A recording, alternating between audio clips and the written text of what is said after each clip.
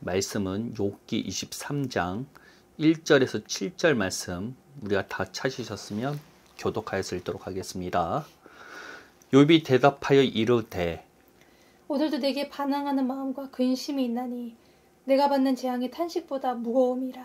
내가 어찌하면 하나님을 발견하고 그의 처소에 나아가랴. 어찌하면 그 앞에서 내가 호소하며 변론할 말을 내 입에 채우고 내게 대답하시는 말씀을 내가 알며 내게 이르시는 것을 내가 깨달으랴. 그가 큰 권능을 가지고서 나와 더불어 다투시겠느냐. 아니로다. 도리어 내 말을 들으시리라. 함께 읽겠습니다. 거기서는 정직한 자가 그와 변론할 수 있은즉 내가 심판자에게서 영원히 벗어나리라. 아멘. 오늘 선포하고자 하는 말씀은 재앙은 죄를 지었다고 찾아오지 않습니다 라는 제목으로 말씀을 선포하고자 합니다. 욥이 친구들에게 정죄를 받았던 이유는 그가 하나님 앞에 죄를 지었기 때문에 심판을 받았다는 이유입니다. 그 당시 사람들은 이러한 재앙을 경험하는 사람들이 신의 노여움을 샀다는 생각을 했던 것 같습니다. 어린 아이들까지도 욥을 조롱하였다고 합니다. 그 이유가 욥이 죄를 지었기 때문에, 욥이 나쁜 짓을 했기 때문에 이렇게 심각한 일을 당했다고 생각을 했던 것이죠.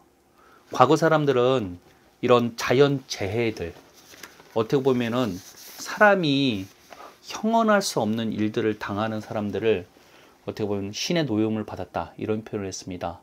그리고 이런 자연재해들을 경험하면 사람들은 그 자연을 숭배하는 사상들을 가지고 있었어요. 그래서 뭐 태풍이나 아니면 뭐 이렇게 자연재해 뭐 이런 것들 있죠. 이런 것들을 의인화시켜서 신으로 생겼습니다. 그들을 달래서 어떻게든 이 재앙에서 벗어나 보려고 했던 것들이 사람들의 마음이 아니었을까 생각합니다. 이런 생각들이 있었기 때문인지 사람들은 재앙을 경험하는 사람들은 신의 노여움을 받았다라는 생각들을 가졌던 것 같아요. 저거 봐라 저거 봐. 죄를 지었으니까 저렇게 어려운 일을 당하는 거야 라면서 정죄를 했던 것입니다. 그런데 그렇다면 욥의 아내에 대해서도 좀 이해가 가는 것 같아요. 욥은 평생, 욥의 아내는 욥과 항상 같이 살았죠. 욥이 얼마나 신실하게 하나님을 찾았고 죄 없이 어떻게 보면 의로운 삶을 살았는지 누구보다 잘 아는 건 욥의 아내일 것입니다. 그런데 그렇게 신실했던 사람이 어느 날 갑자기 신의 노여움을 받았어요.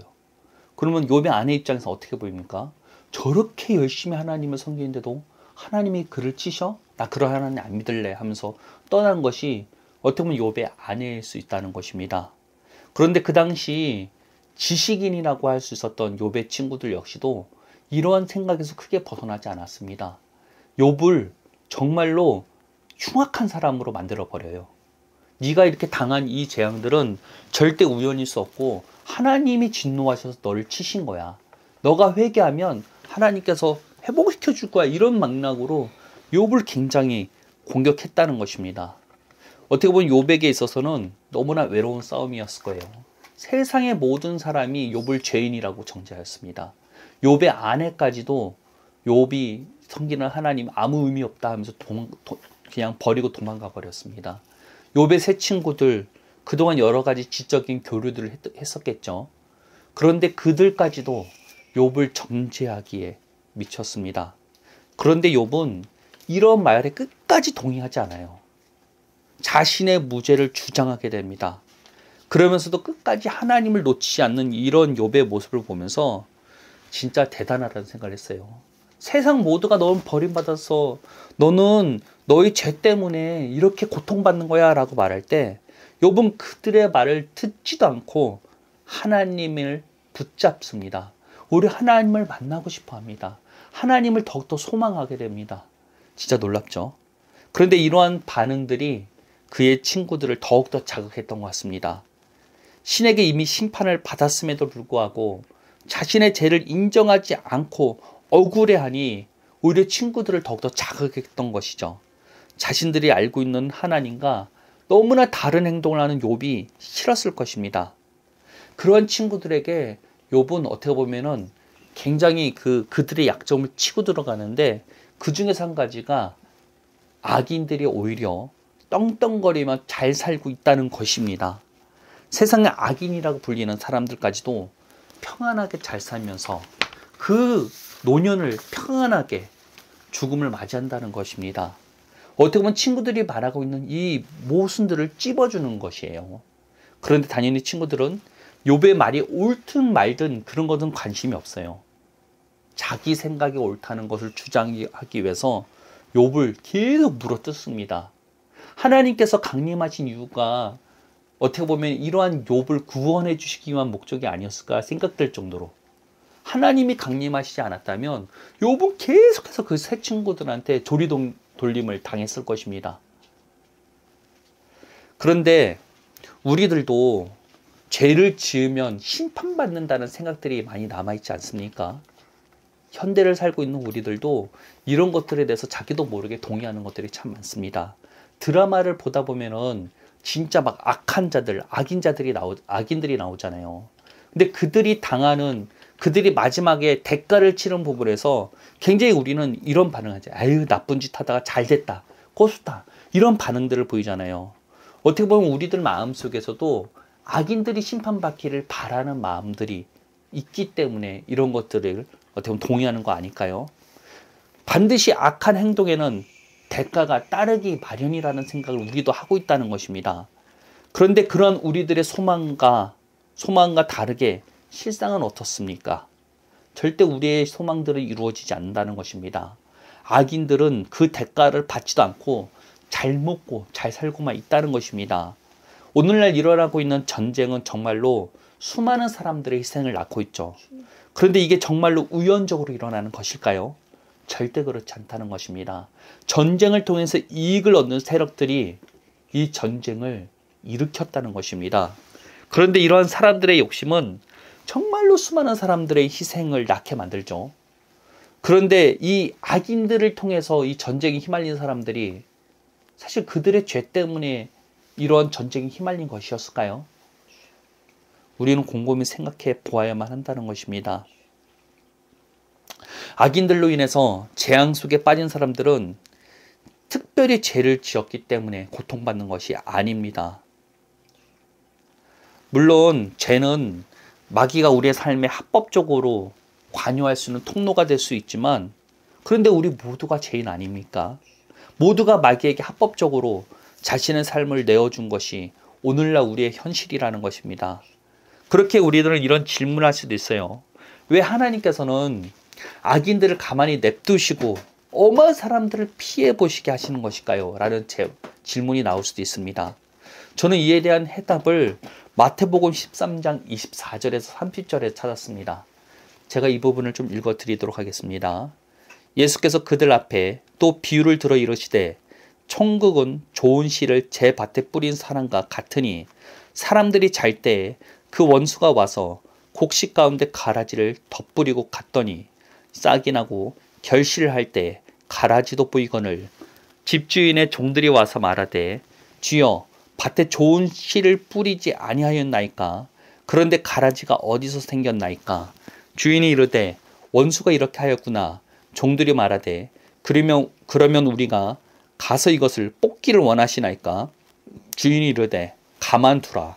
가라지를 뽑다가 곡식까지 뽑을까 염려하노라. 둘 다 추수 때까지 함께 자라게 두라. 추수 때에 내가 추수꾼들에게 말하기를 가라지는 먼저 거두어 불사르게 단으로 묶고 곡식은 모아 내 곡간에 넣으라 하리라. 여기서 가라지와 곡식은 사람을 말하는 것입니다. 즉 하나님께서 가라지를 즉시 뽑아버려 심판하신다면 곡식까지 피해를 보게 된다는 것입니다. 지금 당장 악인들을 하나님께서 즉시 심판하신다면 반드시 곡식이 될 예정인 사람들까지 모두 심판하실 수밖에 없다는 것입니다. 하나님께서 즉시 심판하지 않으시고 마지막 때까지 심판을 미루시는 이유는 곡식으로 성장할 영혼들 때문이라는 것입니다. 즉 우리 때문에, 우리와 같은 영혼들 때문에 하나님께서는 심판을 미루시는 것이지 심판을 하지 않는다는 것이 아니에요. 마지막 때가 되면 하나님의 심판은 모두에게 이루어지게 된다는 것입니다. 즉 우리가 이 땅에서 말도 안 되는 신이 없어 보일 만한 일들이 일어나는 모든 것들은 지금 대가를 치르지 않는다 할지라도 마지막에는 대가를 치르게 된다는 것입니다. 제가 얼마 전에 한 간증을 보았는데요. 그 간증의 썸네일이 너무 자극적이어서 보게 되었습니다. 썸네일이 뭐냐면 헤즈볼라 소속이었던 사람이 예수님을 만나게 된 간증이었다는 것입니다. 헤즈볼라는 하마스와 마찬가지로 이슬람 무장 단체라고 보시면 됩니다. 테러도 일으키고 사람을 그 자신들의 그 율법에 맞춰서 사람을 죽이는 것도 서슴지 않게 하는 잔혹한 사람들입니다. 그런데 이 사람이 예수님을 만나게 된 간증을 말해요.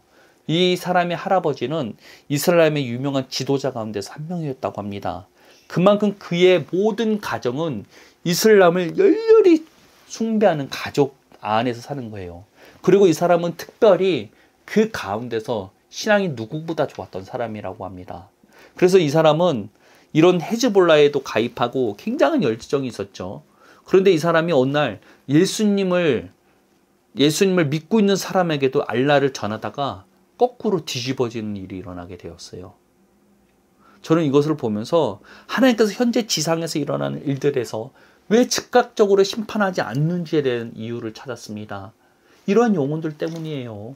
알라를 믿고 있는 수많은 이슬람 가운데서도 예수님을 만나는 사람들이 있다는 것입니다. 우리가 악인이라 죄인이라고 생각하는 사람들 사이에서도 하나님을 만날 자들이 있다는 것입니다. 우리들은 어떠했습니까? 우리들도 죄인 속에, 죄악 속에 있지 않았습니까? 그런데 만약에 우리가 그러한 기회를 얻기 전에 하나님께서 먼저 심판을 해버리셨다면 우리에게는 구원의 기회가 없는 것이에요. 하나님께서 즉각적인 심판하지 않는 이유가 우리의 생명 때문이라는 것입니다. 그렇게 하나님께서도 심판을 하시고 싶어 하시겠죠. 하나님께서도 가슴이 아파하시겠죠.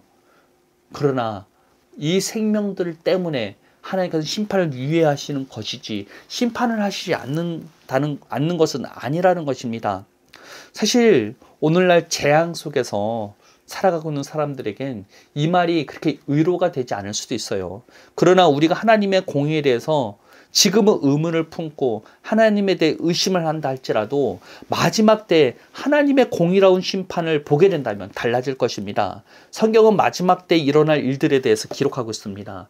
그곳에서는 억울하게 죽은 순교자들을 포함한 수많은 영혼들이 하나님의 심판이 이루어질 때를 보게 되어요. 그럴 때 그들은 하나님의 잘못되었다 브레이크를 걸거나 이러지 않습니다. 오히려 하나님의 심판에 놀라워서 찬양을 하는 모습들이 나와요. 이거는 미래에 이루어질 일을 성경에서 미리 말하고 있는 거예요. 이미 결과는 정해졌습니다. 그때 우리들은 지금 이 땅에서 어떤 생각을 했을지라도 하나님의 마지막 심판을 보고 그 하나님의 심판이 합당했다는 것을 우리는 보고 우러러 올라오는 마음으로 하나님을 찬양하게 될 날이 올 것이라는 것입니다. 심판이 지연되는 이유, 지금은 답답하고 지금은 곤란하고 지금은 괴롭겠죠. 그러나 하나님은 더욱더 많은 영혼들을 원하시기에 지금은 인내하시고 지금은 참고 계신다는 것을 기억하셔야 된다는 것입니다. 욥은 정말로 수많은 편견들로 인해서 고통받았습니다. 그의 세 친구들 뿐만 아니라 세상 모두가 그의 죄 때문에 재앙을 받고 있다고 말하고 있어요. 어떻게 보면 홀로 굉장히 괴롭고 고통스러웠을 것입니다. 그럼에도 불구하고 욥은 하나님을 떠나지 않았습니다. 오히려 하나님을 만나고 싶어 했습니다. 하나님께서 자신의 음성을 듣고 자신의 무죄를 반드시 선고해 주실 것이라고 믿었어요. 저는 이러한 욥의 모습을 보면서 마지막 때를 살아가는 우리들이 반드시 가져야 할 믿음이 아닐까 생각해 보았습니다. 어둠은 빛을 싫어합니다. 그렇게 어떻게든 교회를 치워버리고 싶어 합니다. 성경은 믿는 이들이 세상에서 핍박받게 될 것에 대해서 이야기하고 있습니다. 그렇게 더욱더 우리는 얼마 전에 일어났던 일을 기억해야 돼요. 코로나 때 일어났던 교회의 핍박, 이건 절대 우연으로 일어난 것이 아니라는 것입니다. 사실 교회보다 사람들이 더욱더 많이 모이는 것은 얼마든지 많습니다. 쉽게 지하철 버스만 봐도 어떻습니까? 더욱더 많은 사람들이 밀집되어서 환기도 되지 않는 곳에서 모여서 가잖아요. 어떻게 보면 콩나물이 꽉 차 있는 것처럼 지하철에서 그렇게 사는데 거기에 대해서 문제점을 지적하진 않아요. 근데 일주일에 두세 번 모이는 곳, 많이 모이면 세 번 모이는 곳, 이런 곳을 지적한다는 게 말이 됩니까? 그것은 언론을 통해서 교회가 코로나의 주범처럼 떠들어댔기 때문에 이런 일이 일어난 것이에요. 실제는 아닌데 어떻게 보면은 교회를 탄압하기 위한 그들의 목적이 어느 정도 숨어 있던 것입니다. 그런데 많은 사람들은 세상이 지탄하고 언론이 떠들어대니까 부끄러워서 교회를 나가지 않는 일들이 일어났습니다. 이건 진짜 안타까운 일이에요. 세상에서 완전히 악으로 규명되고 몰아가기 시작하자 사람들은 자신의 신앙을 버리고 도망갔다는 것입니다. 선동을 당한 것입니다. 세상이 뭐라 하든 우리가 체험한 하나님의 실제라는 것을 놓쳐서는 안 되는데 그들은 세상의 말에 도망가 버렸어요. 어떻게 보면 욥의 아내와 다른 게 무엇입니까? 욥이 끝까지 자신의 신앙을 놓치지 않은 이유는 무엇일까요? 그것은 그가 하나님을 직접 체험하였기 때문입니다. 하나님이 진실이고 참 하나님 되심을 욥이 알고 있었기 때문입니다. 아무리 재앙 속에 있고 세상 사람들이 욥의 죄를 지적한다 할지라도 침을 뱉어도 욥은 하나님을 놓치지 않았습니다. 욥의 아내는 신실하게 하나님을 섬기는 욥이 하나님을 섬겼음에도 불구하고 신의 징벌을 경험했다 생각하고 그냥 저주하고 떠나버리죠. 그래도 욥은 자신의 신앙을 놓치지 않았어요. 새 친구들이 그를 물고 뜯어도 욥은 하나님을 놓치지 않고 오히려 그 하나님을 만나고 싶어 했습니다. 그가 이렇게까지 자신의 신앙을 단단하게 만든 것은 그가 하나님을 체험했기 때문이라는 것입니다. 아무리 재앙 속에 있다 할지라도 진리는 사라지지 않죠. 해가 서쪽에서 뜨지 않는 것처럼 하나님이 살아계시고 하나님이 이 세상을 창조하셨고 하나님이 모든 마지막까지 결정하신다는 사실을 알고 있다면 떠날 수가 없다는 것입니다. 그렇게 오늘날 마지막 때를 살아가는 우리들에게 정말로 필요한 것은 이런 하나님을 경험하고 체험하는 것밖에 없다는 것입니다. 하나님을 찾으셔야 합니다. 마지막 때는 끝나지 않았어요. 코로나는 어떻게 보면은 코로나 때 일어났던 교회에 대한 핍박은 어떻게 보면 예고편에 될 수밖에 없다는 것입니다. 계시록에 보면 마지막 때에는 그 세상이 굳이 명분을 찾지 않고 사람들을 핍박합니다. 처음에는 명분을 계속해서 던져주죠. 교회가 진짜 세상의 악이야. 교회가 정말로 잘못됐어. 교회는 진짜 악한 사람들이야 하면서 계속해서 명분을 던져줍니다. 어느 때가 되면 그 명분이 필요 없을 정도로 우리를 핍박하고 정죄하기 시작할 것입니다. 그때를 어떻게 버틸 것입니까? 진리 되시는 하나님을 만나야 되는 것입니다. 지금 이때 하나님을 찾아야 한다는 것입니다. 세상은 빛을 미워할 수밖에 없습니다. 왜냐하면 우리는 그 빛의 자녀들이기 때문입니다. 그렇게 우리는 더욱더 세상의 미움을 받을 수밖에 없어요. 그러면 그럴수록 우리는 하나님을 알아야 돼요. 하나님을 만나야 됩니다. 그분을 경험해야 된다는 것입니다. 그래야만 우리는 이 마지막 때를 버틸 수 있다는 것입니다. 핍박은 절대 끝나지 않습니다. 마지막은 더욱더 격렬하게 우리를 비판하고 정죄할 것입니다. 여러분, 그렇다고 진리를 포기하고 피하실 것입니까? 우리에게 주어진 이 진리를 놓지 않으려면 우리를 단단하게 만들 수밖에 없다는 것입니다. 하나님을 경험하는 것밖에 없습니다. 하나님을 만나는 것밖에 없다는 것입니다. 그분을 찾으시길 바랍니다. 하나님을 만나야만 우리가 단단해질 수가 있습니다. 세상이 우리를 아무리 뒤흔들어도 우리는 뽑히지 않을 정도로 우리의 뿌리를 하나님에게 깊게 박아야 된다는 것입니다. 하나님을 찾으시길 바랍니다. 저는 이번 주 정말로 우리의 삶을 변화시키기 위해선 우리의 의지가 참 중요하지만 더욱더 중요한 건 우리의 무의식을 바꾸는 방법밖에 없다고 생각을 했어요. 우리의 모든 결정들이 사실상 우리의 무의식을 통해서 결정된다는 사실들이 요즘은 과학적으로 계속해서 발견되고 있습니다. 즉 우리의 의지, 우리가 생각하는 자아라는 건 우리의 무의식의 결정을 보는 관중밖에 되지 않는다는 것입니다. 그렇다면 내가 열심히 해야지, 노력해야지 될 것이 아니라 우리의 무의식을 공략해야 된다는 것입니다. 그리고 우리의 무의식은 우리의 언어에 영향을 받는다는 것입니다. 내가 하나님의 자녀이고 하나님의 백성이며 욥보다 존귀한 존재라는 사실을 선포할 때 우리의 무의식이 우리의 언어를 통해서 바뀐다는 사실을 기억하셔야만 된다는 것입니다. 마지막 때에 욥과 같이 신실해져야죠. 욥과 같이 하나님을 경험해야죠. 그런데 우리는 욥보다 더욱더 귀한 언약을 맺은 사람들이라는 것을 기억하셔야 된다는 것입니다. 욥은 구언약 전에 있던 사람이에요. 그런데 우리는 새 언약을 받은 자들이라는 것입니다. 우리가 받은 언약들을 말로 선포할 때 우리의 의식이 그 선포에 따라가게 될 것이라는 것입니다. 여러분이 결단하고 여러분이 노력하는 것에는 한계가 있어요. 그러나 우리의 무의식을 우리의 말씀으로 선포해서 바꿀 때 우리가 그 말씀에 따라가는 존재라는 것입니다. 우리는 말씀을 따라가는 자들입니다. 창조 때부터 우리는 하나님의 말씀대로 살아가도록 된 존재들이라는 거예요. 하나님의 말씀하시면 그 말씀대로 순종하는 자들이 우리의 부르심이라는 것입니다. 우리의 부르심대로 이제는 다시 한번 하나님의 말씀을 선포하시고 약속을 선포함으로 우리의 무의식까지 새롭게 해야 된다는 것입니다. 그럴 때 정말로 이제는 마지막 때를 버틸 수 있는 능력이 거기에서 나온다는 것입니다. 아무리 우리의 마음이 흔들려도 우리가 끝까지 버틸 수 있는 힘은 하나님의 말씀에 있다는 사실을 기억하시고 하나님을 끝까지 붙잡고 승리할 수 있는 여러분이 되시길 바랍니다.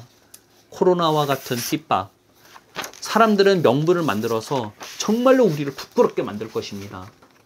그럴 때 우리가 이길 수 있는 힘은 그 진리를 경험하고 그 진리가 나를 주장할 수 있도록 만들도록 그 진리 되신 말씀을 선포하시기를 예수님의 이름으로 축복합니다. 기도하겠습니다. 하나님 감사합니다. 오늘 말씀을 통해서 우리에게 주어진 약속들을 보았습니다. 세상의 악인들이 당장 심판하지 않고 세상을 어지럽히고 활보한다 할지라도 우리는 마지막 하나님의 심판을 믿습니다. 그 심판을 통해서 세상은 다시 한번 새롭게 될 것이고 우리는 하나님께서 세운 천년 왕국에서 영원히 하나님을 섬기며 살 것을 바라봅니다. 우리의 결말은 정해졌습니다. 우리의 결말은 패배가 아닌 승리요. 우리의 결말은 정말로 주님 말씀 영화로운 기쁨이라. 이것이 우리의 부르심이며 우리의 결말입니다. 우리가 그 사실을 날마다 바라보며 우리에게 주어진 약속을 날마다 선포하오니 우리가 그 말씀이 우리를 주장할 수 있도록 우리를 이끌어 주옵소서. 하나님의 말씀이 우리를 주장함으로 날마다 승리하는 우리를 되기 원합니다. 세상이 우리를 몰아치고 우리를 미워한다 할지라도 우리는 하나님의 자녀이니 끝까지 승리함으로써 주님의 영광을 돌리는 자들이 되겠습니다. 하나님 늘 함께하여 주시고 우리가 날마다 그 말씀의 주장을 받을 수 있는 자들이 되시도록 우리의 입술이 날마다 쉬지 않게 말씀을 선포할 수 있도록 우리를 이끌어 주옵소서. 예수님의 이름으로 기도합니다. 아멘.